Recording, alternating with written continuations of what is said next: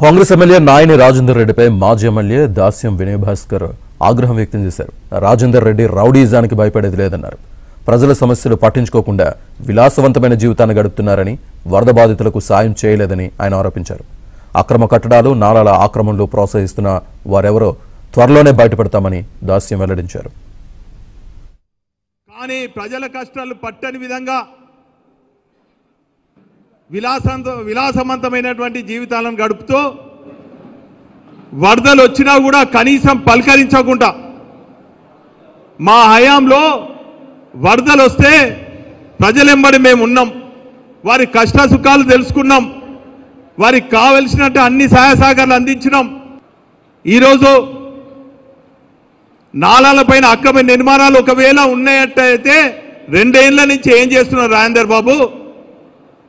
ఈ అక్రమ నిర్మాణాలు అంటున్నావు, ఎందుకు తొలగిస్తలేవు? ఈరోజు అక్రమ నిర్మాణాలు, అక్రమ కట్టడాలు నీ కనుసైగలలో ఎవరెవరు చేస్తున్నారో అతి త్వరలో అన్ని బయట పెడతామని సందర్భంగా తెలియజేస్తున్నారు.